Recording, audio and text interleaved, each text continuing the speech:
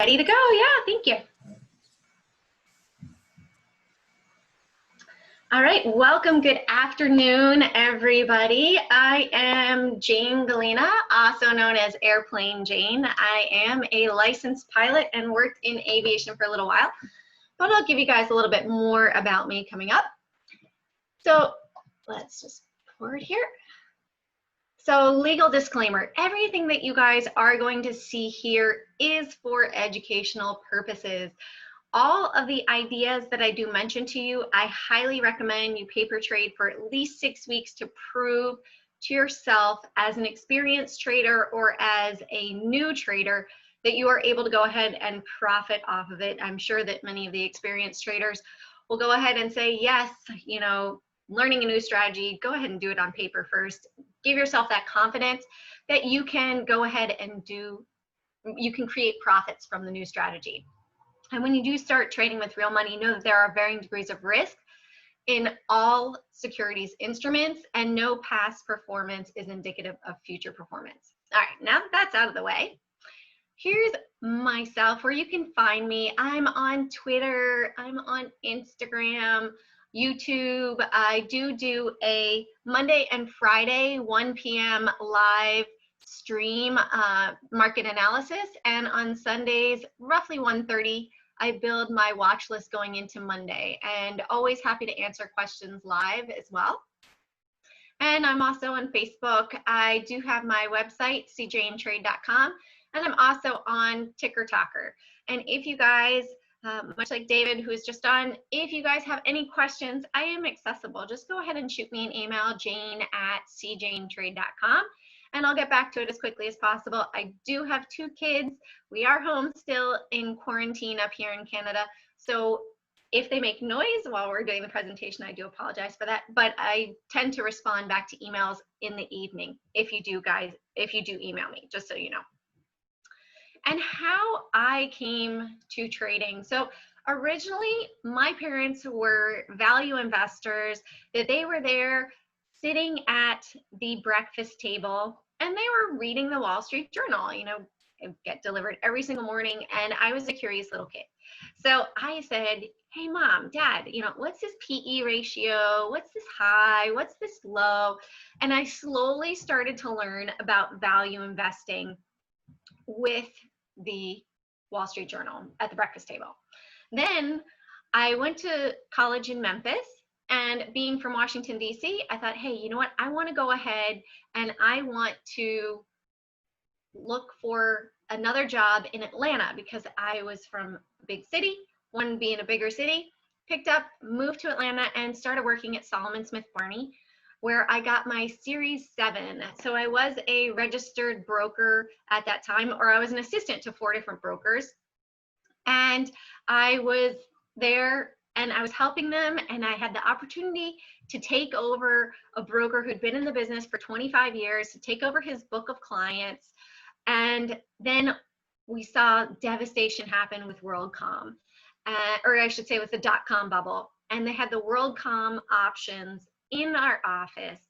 And I saw people where the people that monitored the WorldCom options for these clients had to call them and say, hey, you know, you owe us money.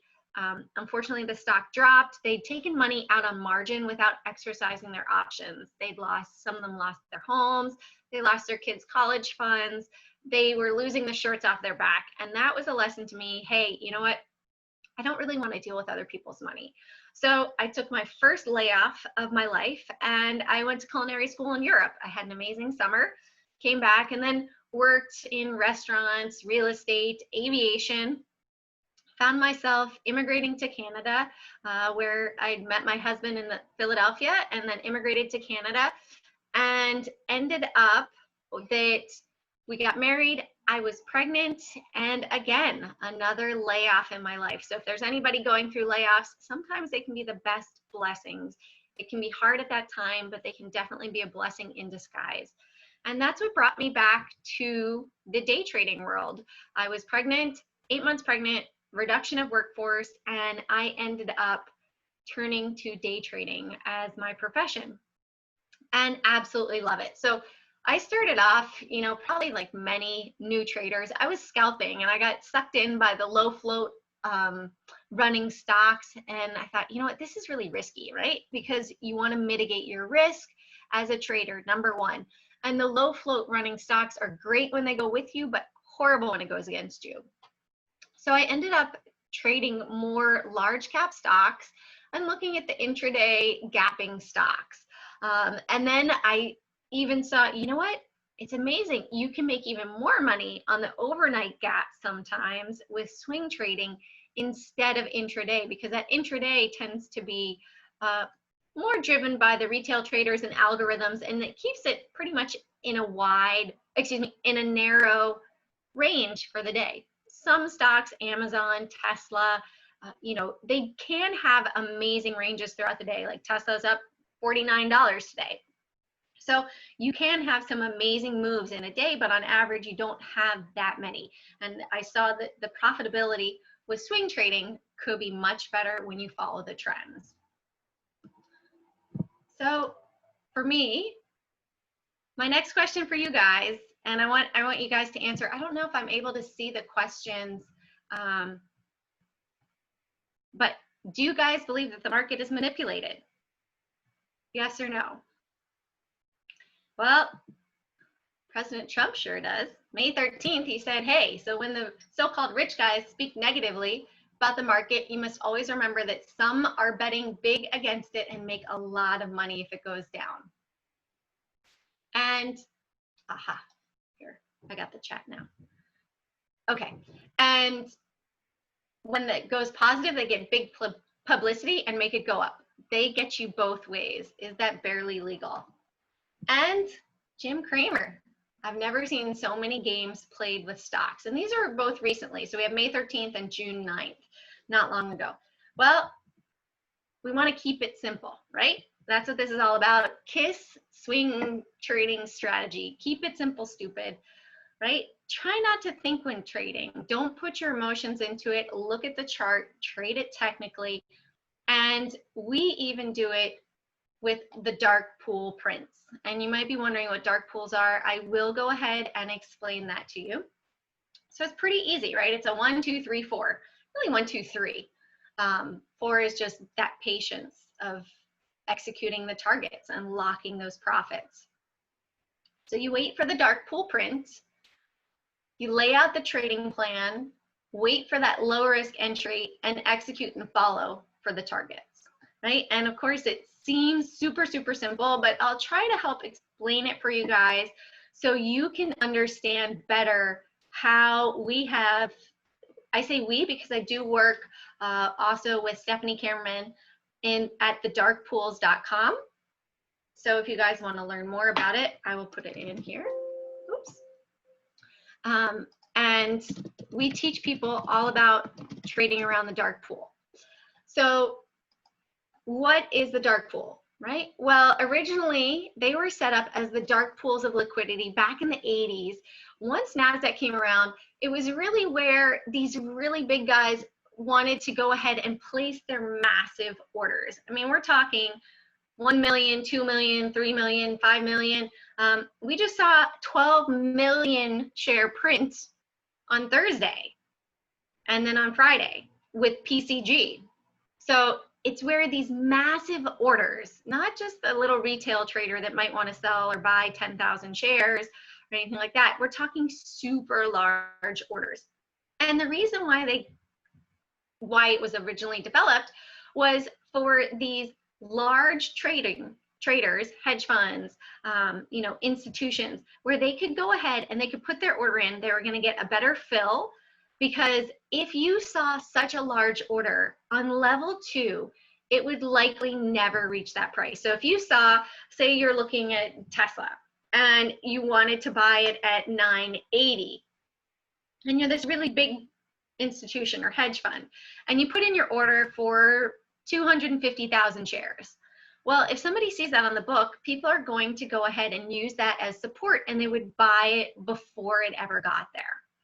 So they hide these orders, And sometimes you'll hear people saying, oh, well, you don't get to see all of the volume in the market. Part of that is true, because some of these orders are also reported a day later. So with these large blocks of trades, right, we see the prints happen, but it was really to set it up so they could get lower commissions and a better fill.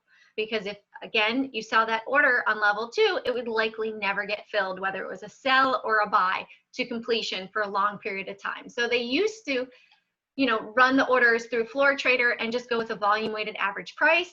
They would split it up into different 200,000 share lots, or they would sell small amounts until it was finally filled. So this gave them the ability to go ahead and try to get that order completely filled before there was a major move on the stock.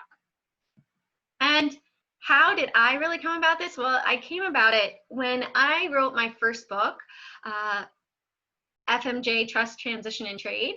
And it was released back in 2017. And that's when I met Stephanie Kammerman. She's known as the Stock Whisperer. And I interviewed women for my book. It's much like Market Wizards. And it's all about their trading experience, how they came to be successful traders, different backgrounds, different time in the market from 5 months to 25 years. And Stephanie really piqued my interest about the dark pools. And I thought, hey, this is amazing. How can you trade with this edge of knowing what the really big guys, the hedge fund people are doing, and just capitalize right off of that, just piggyback on them. The one time you want to follow something in the market is following the dark pool prints, following a guru's spurt about what could potentially happen, or following an upgrade and downgrade. Usually not a very successful pattern. But when you follow the dark pool prints, you can have success over and over again. So again, it's these really big guys, that hedge fund managers like Warren Buffett, Ray Dalio, Bill Ackman. These are the type of people that are laying those large positions in the market. You can also have insiders from a company. They might not directly trade their own stock, but they could trade an ETF that has that stock in it, such as maybe there's something that would say be happening to 5G stocks, and you might see it in XLC and communications. Maybe it's a Verizon, or maybe it's AT&T, and it's in the XLC ETF. So then you might say, all right, well, let me go and look and see what's going on, right? What are the holdings in this large ETF that we've seen a massive print? And as a result, it ends up that, yes, later news might come out. Like we saw the massive prints on PCG, news just came out. They just raised money to be leaving bankruptcy by selling shares of the stock at an offering at $9.50. So we see the prints first, the news and will always come afterwards, as well as the news reporting, right? They're reporting what has already happened. We see the prints before this massive move has happened. So you might say, Jane, that's great, but what's a print, right? I tried to explain this to my parents, and that's how this came around. So we have the big whale, the big hedge fund manager. When the transaction's complete of all of the shares being recorded, that's when we see the print. So you always have one big hedge fund person. In this scenario, it's buying, right? And they're buying 1 million shares of Disney at $100. And then you have all these little guppies or krill or little fish of the sea, the retail traders, right? And they happen to be selling to this big whale that's in the market. And then all of a sudden they sell, and guess what? Maybe there was a downgrade on Disney, or there was news coming out, because if somebody wants to buy 1 million shares, what do? They have to make you think that it's time to unload the stock. We've seen numerous examples as well of the dark pool and headlines on Barron's, news reports on CNBC, Fox Business News. This is over. This market is dying. This is an awful time to invest. Or this market cannot stop. It's going to continue going up. This is amazing. And next thing you know, it's the reverse that's happening in the market. Why? Because the big guys have gone ahead and they've capitalized on the headlines, on people selling, they buy, on people buying, they sell, and they do the exact opposite to the market. So it's a bit of a psychological game. And I'm sure if anybody's been trading for a while, you see that happen. You see that there's certain times in the market where all of a sudden, hey, when everybody's saying this market's going amazing, there's total euphoria in the market, that next thing you know, whoop, that's when we start to pull back. So why do we track the dark pools? We want to see where the big guys are laying their position. So we wait for these prints, right? And then we're going to follow the direction of the big institutional traders. We try to keep it simple, right? That's what I was talking about. Keep it simple. Wait for the dark pool print, right? These guys are not looking for a 5, 10, 15 cent move. They're going to be looking for a couple dollars. If it's, Tesla, Amazon, sometimes Facebook, Apple, we're looking for 10, 15, $20 moves. So depending on the stock, depending on the size of the print, it can affect the potential move that we have coming. Now, right now in the market, we're coming up just before earnings season, and this is the time when we start to see lots and lots of dark pool prints. We don't necessarily know which way that they're going to go ahead and take the market, but we know that there's going to be a massive move. So we go ahead and we're patient, all right? And I'm going to break one trade down for you that happened just a couple weeks ago to go ahead and give you guys the idea of what could happen. But we see these prints unfold every single day. We're sitting there and we see the prints coming in, and all of a sudden, aha, okay, yes, all right, we see prints. Sometimes we see prints on fear. Sometimes we see prints on the SPY. Sometimes we see prints on gold. Sometimes we see them on PCG, on a utilities company. So we see them across the board. However, they're usually on New York Stock Exchange or NASDAQ stocks. Occasionally, we will see them on OTC stocks, but we don't see them that much, and we also don't pay attention to those that much. When they're a foreign stock, we just sort of let it go, but we do pay attention for sure. And we look, hey, okay, that's interesting. Well, we just got a weird print on Japan. Maybe, maybe something's going to happen on a Japan stock or something like that. So we do see things that raise our radar to the fact that it could be a big move coming for an entire sector, or, like Brazil. We saw that Brazil was getting big prints. They're now the hot spot for coronavirus. So we wait for these dark pool prints, right? Now, you can see here all the way back at the bottom, there is a headline. This is December of 2018.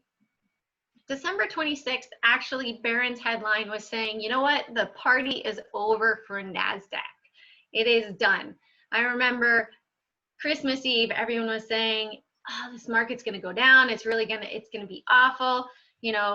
Maybe you guys need to just go ahead and take your profits.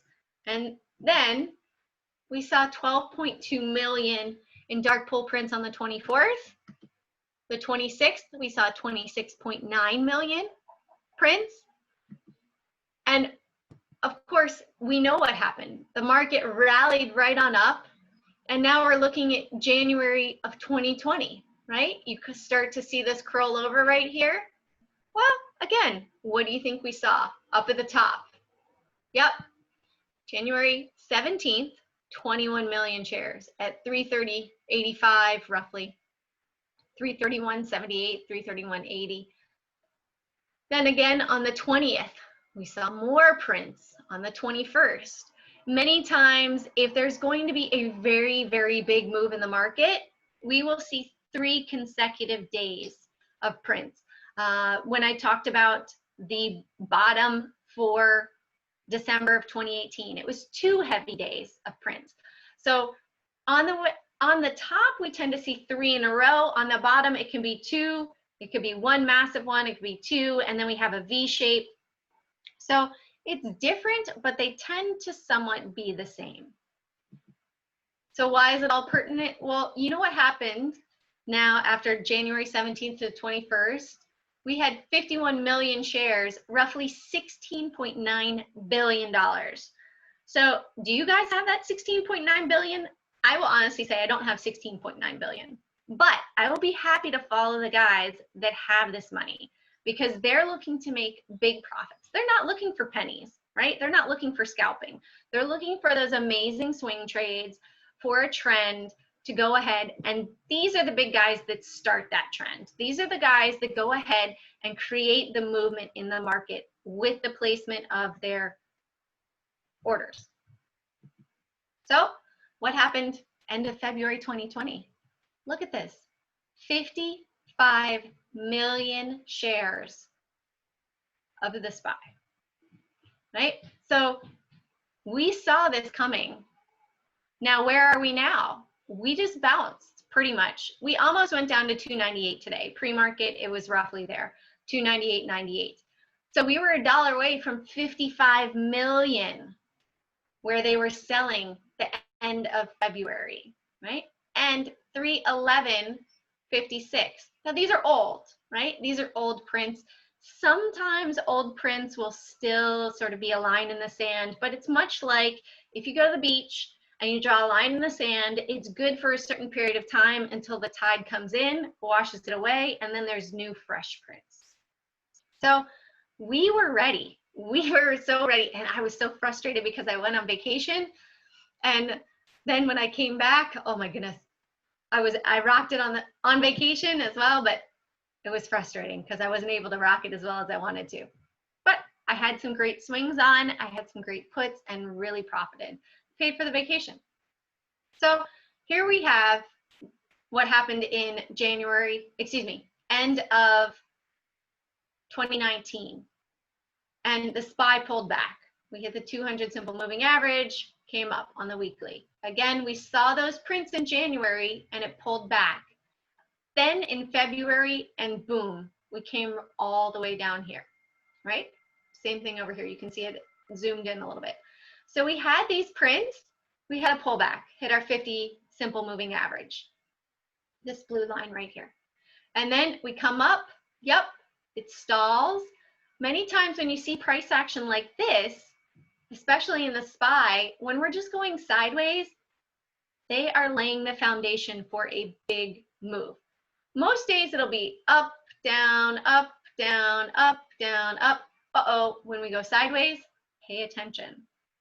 Not a good time to trade, but when we break out one way or the other, there's that move that will happen. What do? We saw and we were prepared. We went below that where is it back here? 311.56. That was on the 27th and 28th. Down here, 311.56. We saw those prints happening, right? And once it dropped below, well, is it buying when we're below it at that point? No, they're selling at that point. So we were 100% prepared for this move. And it was an amazing month, absolutely amazing. And that's what I want to try to help you guys with, is to be able to capitalize on these great moves, because these big guys that run their money through the dark pools are not looking for small movement, right? So what do we see on March 17th? Wow, look at that. Tons and tons, right?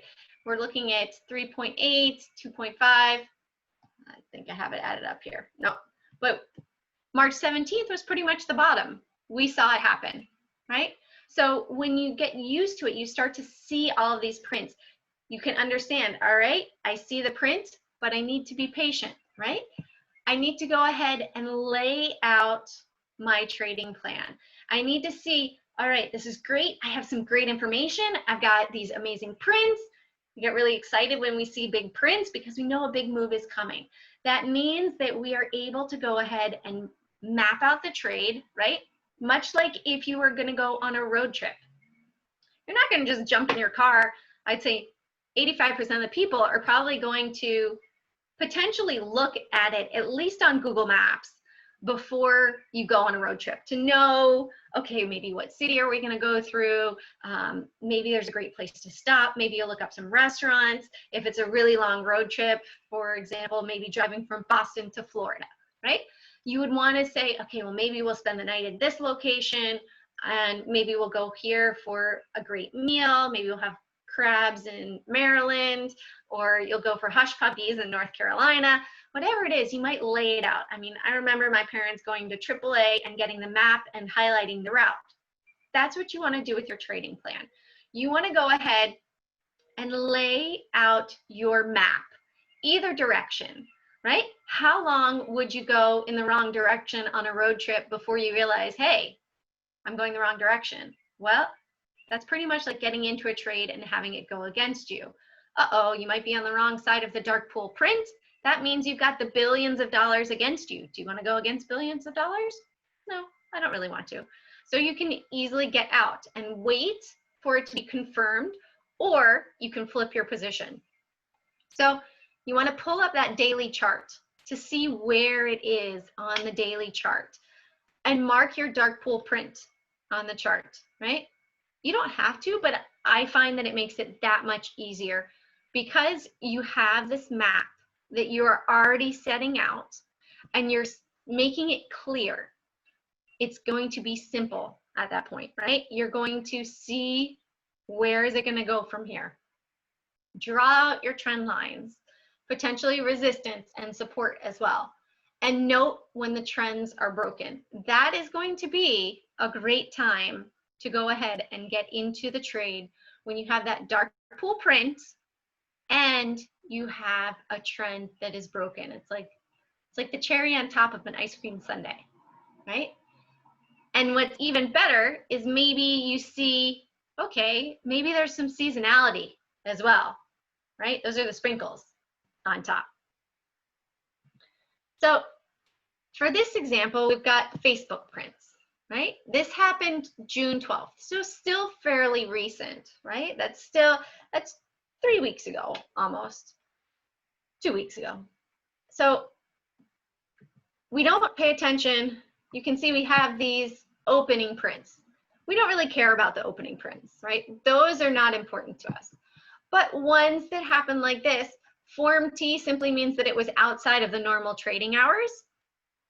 And then we have a regular one, right? So we can see that this was reported slightly outside of the market range for which it was trading. So this one was reported and we were trading higher already. And this one, 1.8 million, that's not a usual print for us to see on Facebook. Opening prints, maybe 270,000. Okay, that's normal. But 1.8 million is abnormal.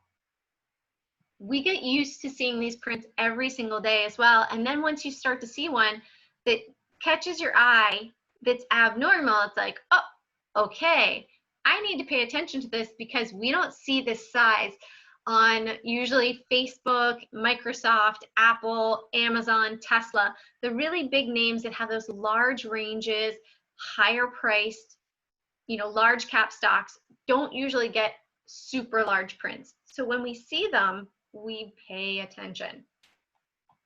So we have these prints, and let me see, I think we even had, I'm just going to look and see.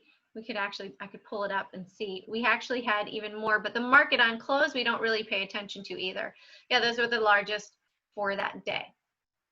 So we know, all right, 229.11, 229.12, rounded up a little bit, and then 230.93. We'll round it up there as well. So we go ahead, and this is the daily chart for Facebook. I did pull it back so it's not all the way to today's dates, just so you could see, you wouldn't be biased from today or yesterday. And I drew them on here with these dashed lines, right? So this was July 12th, right here. And I also did my homework. I drew some trend lines, right? Drew a trend line right here. Well, it looks like we're below this trend line, so maybe it was selling, right? And we have this area of resistance up at the top. So step one, go ahead, draw it out. Well, step one is wait for the prints. Step two, prepare that trading plan. right? We see, here we go, we've got this candle. Well, it came down, it hit our 21 EMA right here. And then we went ahead and we didn't close at the top, but very low risk right next to the averages, right? And we actually closed below the prints for this day. So I actually put on a swing trade to the downside and was very happy. It was low risk because we were already in a downtrend, and I thought, well, we're below this, so I'm going to go ahead and put a small trade on, which performed very nicely. And that was over the weekend. So it was from a Friday to a Monday. Well, this Monday, then all of a sudden, much like today as a Monday, they went ahead and they took it up above. So I closed out my short at open, and then I went ahead and I bought calls. Actually, at the end of the day, or at the beginning of the day down here, I actually bought calls thinking, well, hey, if it goes up, I'm going to go ahead and jump on in because they're likely going to fill the gap back up. It's much like a rubber band effect, right? So when you're far away from the moving averages, like these candles right here, it goes up, and then what does it do? Oh, it pulls back like a rubber band or a magnet to the moving averages. It's riding it up a little bit, and then it pulls back. Okay, came to our 15 EMA here, and then we broke above, and we're off to the races again. Up, a little extended up here, opened really high, and pulled back. You can see here, pulled back as well. Then opened, went up, and then pulled back, right? So when you're looking at it, you want to try to, again, that second point is trying to enter low risk. Once you have definite direction from the prints. Now, in swing trading, you want to wait for the end of the day. You want to have as much data as possible. It's like people jumping forward potentially with a vaccine for COVID, right? You don't want them just to say, oh, well, we've had 1 month of trials and we've tested 10 people and it's been great. Is that really what you want in moving forward? No, you want to have that big picture. You want the full range of data. You want to have as much as possible. So if that testing period is 3 months and it's 1,000 people, you want all of that information to make that educated decision. Well, it's much like that with a swing trade. You don't want to get into a swing trade first thing in the morning necessarily, because that can hurt you because they can paint the candlestick whichever way they want to. You might end up in a doji day and you're down on your trade. Now, when you have the prints and it potentially pulls back, you could get in at the middle when you start to see a bounce, right? So when you're first entering though, you want to go ahead, you want to remain close to averages, right? So close to the averages, and you want to keep it simple. Bullish above or bearish below. Right? You don't want to make it difficult. So we're looking at it. All right, we have our prints. This is the 12th. Then we have Monday, and it's bullish engulfing. We completely took out that candlestick, right? So we move forward. Here's our close up, right? We have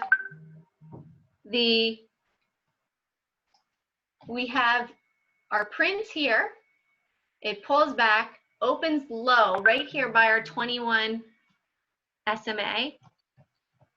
And then we go ahead and we engulf the candlestick and we close near the high, also right at the trend line and above the moving averages. So getting in here as a long, it's minimal risk, right? Our risk is back to the averages. You can see how here it was higher, pulled back, and then again sold off. What happened? Opened right at the averages for this day. The yellow is an inside candle. So it pulled back, then sold off, came down, buyers brought it back up, and then opened down here, fully engulfed it. So a lower risk entry because we're close to the high of the day and we're just above that trend line, but we're above the prints, right? Think of the billions of dollars. That was 2.5 times 230 times 1 million, that's $575 million roughly. I'm not going to go against that. So if it's above it here, then it's likely buying at that point. It came down, they played around with it, they took it down, they brought it back up, they took it down again, and then they take it back up. So that could be your low risk entry. Worst case, it could come back down here, back down to the averages down there. Oh, so went ahead and drew my line right here. Hey, if it goes above this and it closes above this candlestick, I'm going to be bullish, right? It's above the print, and we took out the day prior for which we had that high volume. Bearish below, I want to see it break below. Could go ahead and move that down a little bit more. So if it closes above here, our target is up to this resistance, right? Because it tested it here once, tested it here twice. So that's the ultimate target. If it breaks below, we're going to come down and we're going to aim for that 220, maybe even on down a little further down to 216 to close the gap to the downside there. All right, so you're going to wait for that low risk entry. You want to look at that daily chart, right? Because you want to see where you are in relation to those moving averages. And you want to be able to go ahead and capitalize and profit off of these prints. And you want to do it in the least amount of risk possible, right? And you want to keep that trading plan in your mind. You could do a screenshot, you could write it down, whatever you need to do to keep that in your brain to go ahead and be profitable on it. And then enter close to those moving averages. As I said, it's always that snapback effect, much like a rubber band when you get far away. It's the almost the bell curve example. When you are far away at the outliers, it always wants to come back to that mean right in the middle, and that's the moving average. So if you can bring it right back to that 8 or 9 EMA, whichever you prefer better, that's going to be your lowest risk, right? So know that when it crosses, if you have the prints below, so if you had the prints below you, right here, just as it's crossing, it's still right there at the print level, but that's going to be a low risk entry, right? Because you're above it, you're above everything now, you're above the prints or the trades, and you're very close to the moving averages, and you've also had the crossover here of a faster moving average above a slower one. So it's an indication that it's starting to curl back up. Vice versa. If you'd come over here, there's not really a breakdown here, but if you'd gone short right here, right, close to the moving averages, and you have this trend line breaking down, we didn't have any prints up here, but if you'd had a print, say this yellow line was a print, and then all of a sudden you come and you're below the moving averages and below the trend line, guess what? You're going to have a higher probability of success, and it's going to be low risk because you're right there at the moving averages and the trend line breakdown. Okay, do you guys have any questions so far? Anybody?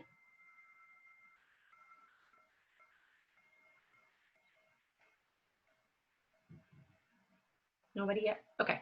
If you guys have questions, just put them in the chat and I'm happy to answer them. Okay, so we've got this broken down, right? You've got your low risk entry. You want to get in closer to the moving averages. Just check to make sure. No, okay. So you have your dark pool prints. Number one, again, prints. Lay your trading plan. Drew out some trend lines. I drew a little trend line here. That was from the bottom here and another candle that was way back here. And then all of a sudden we go above. All right, great. You know what? You want to be nimble. First I got in short. Hey, I made a nice profit. Well, you know what? I didn't wait. I didn't hesitate. When the market gives you a gift in the morning of a swing, go ahead and take at least a partial profit. You're never going to go broke when you're taking profits in the market, right? Especially with a swing trade. The first 15 minutes, it's crazy. It's volatile.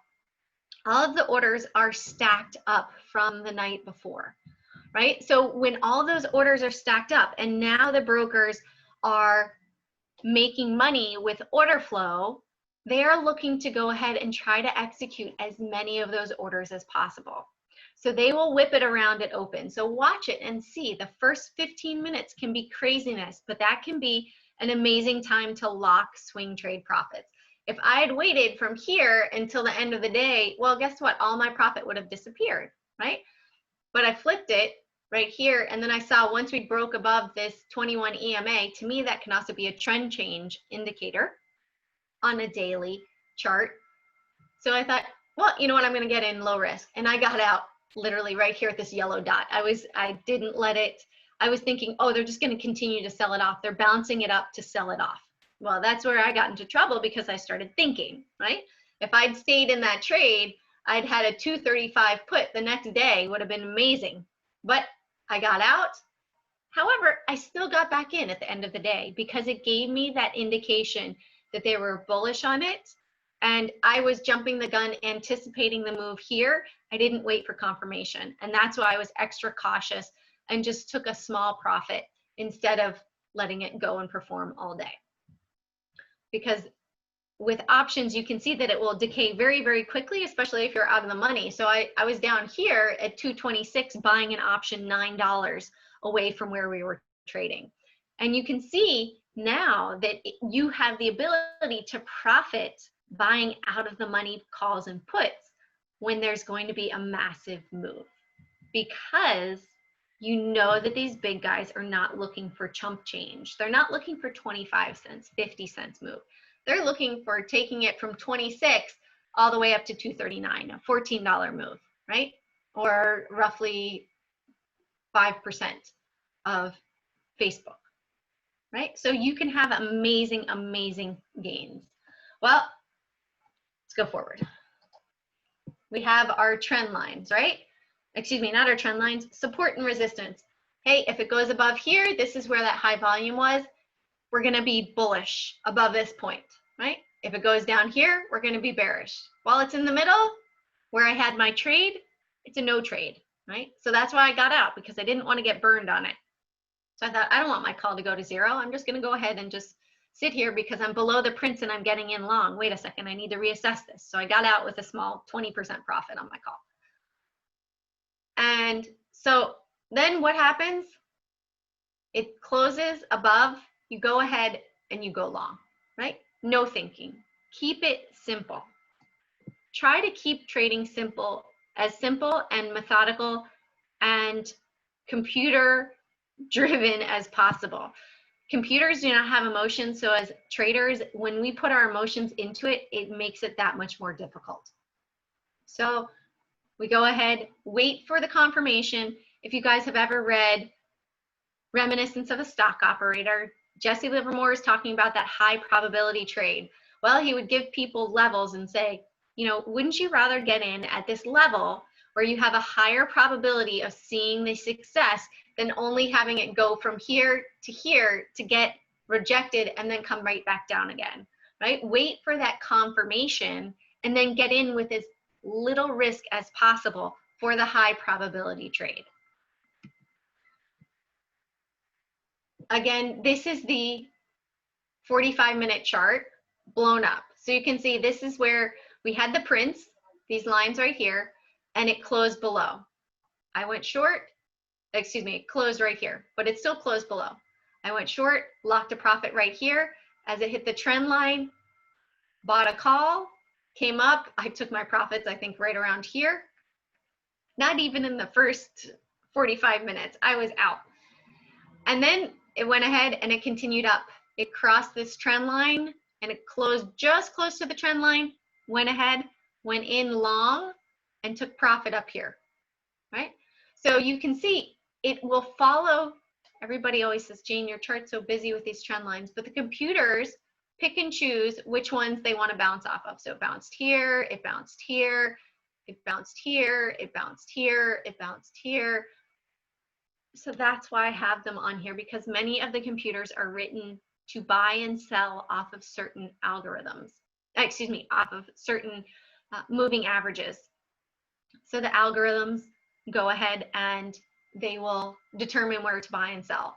So if it stops and stalls on the 50 simple moving average, then guess what? You need to pay attention. Different stocks have different personalities and will correspond with different moving averages on the charts. Okay, so Mura says, when you buy calls, what strike price and how many days to expiration? Well, Mura, it's going to depend. There is no set number for it to be, okay, we get a print that's 1 million, so I'm going to go out 5 days and I'm going to buy $5 out of the money. You have to look and assess every single chart, right? So here was that line, our bullish above line. It closed above. We were above the 2 prints. No thinking, right? Go forward. And we're not looking for a particular delta when we are going to purchase the calls or the puts, because we're just looking at targets, right? So right here, if it closes, well, guess what? Maybe I could buy a 240 as my target, right? We see, or 239. We see that this has acted as resistance in the past. There's a good chance that it could act as resistance in the future.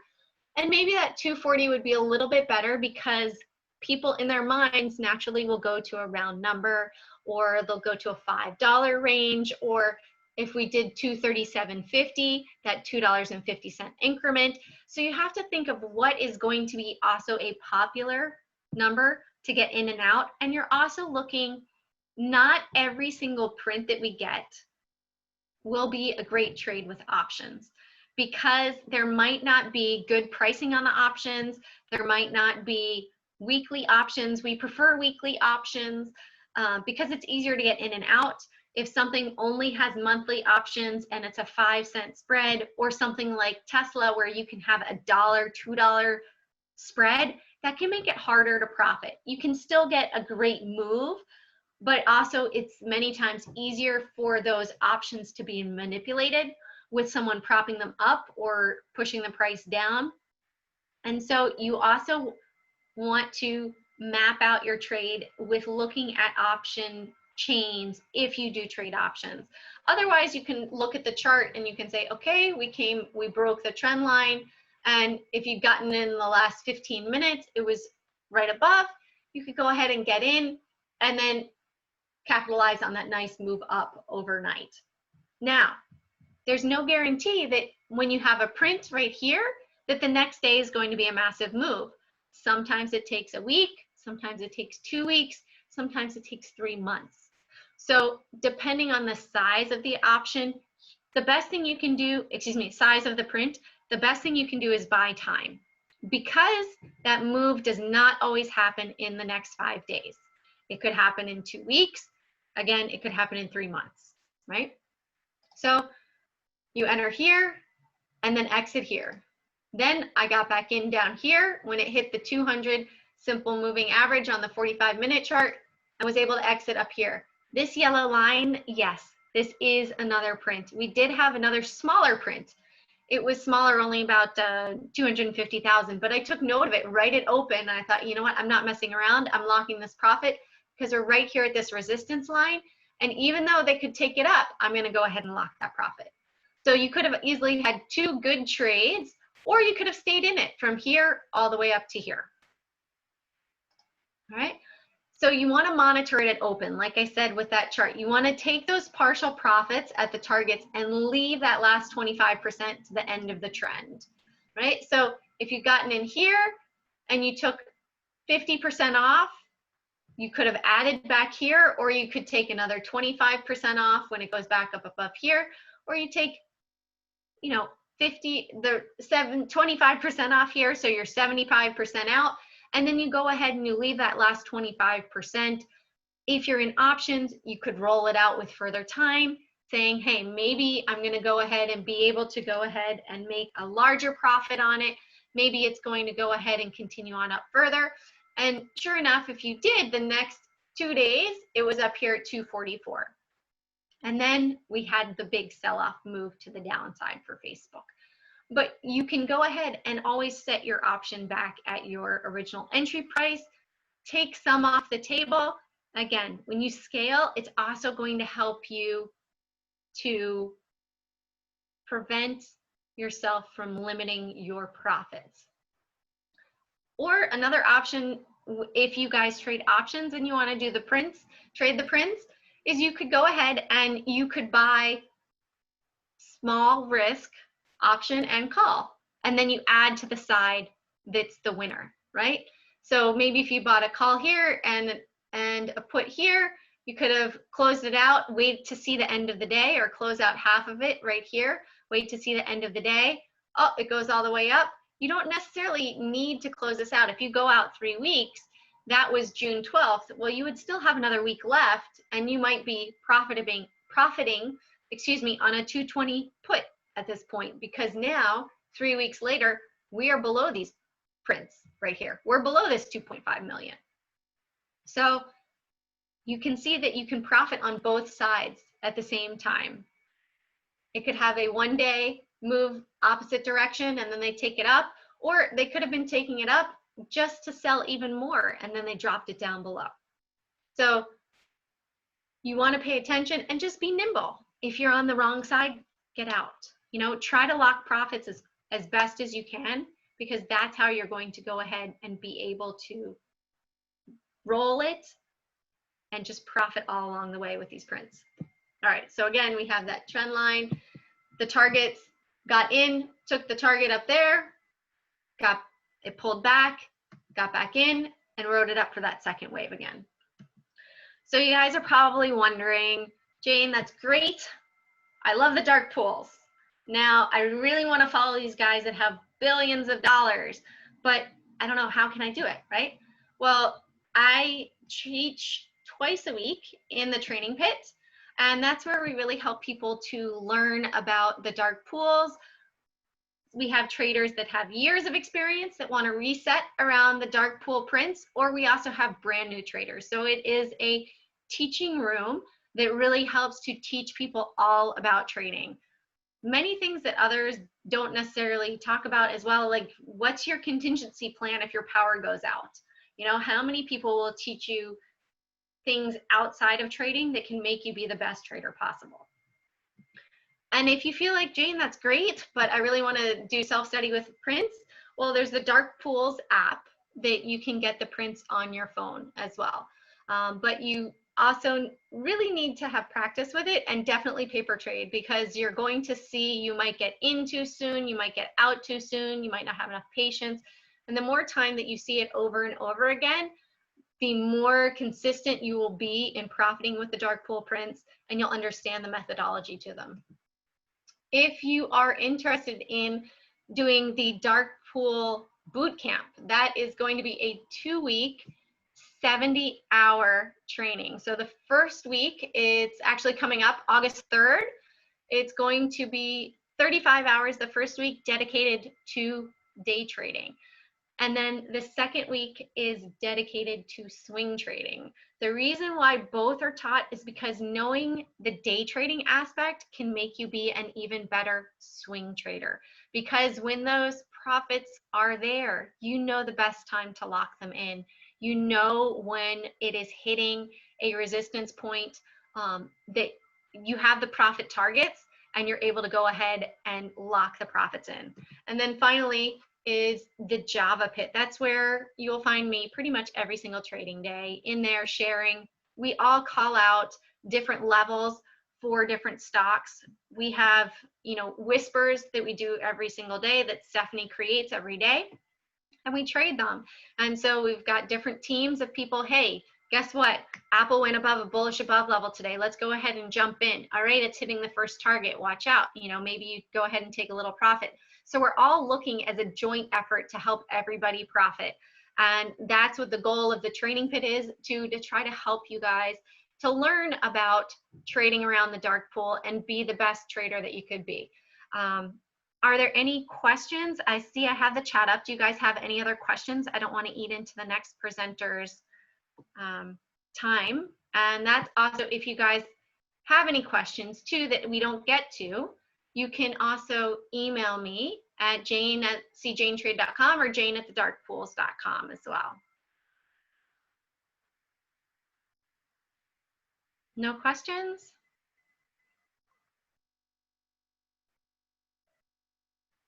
I'd like to thank you guys for joining me for today. And David, if there's, I imagine you have your next presenter that's coming. Is it there? Yeah, and I'll also give you my email address, jane@tjane.com. Oh, my pleasure, Irving.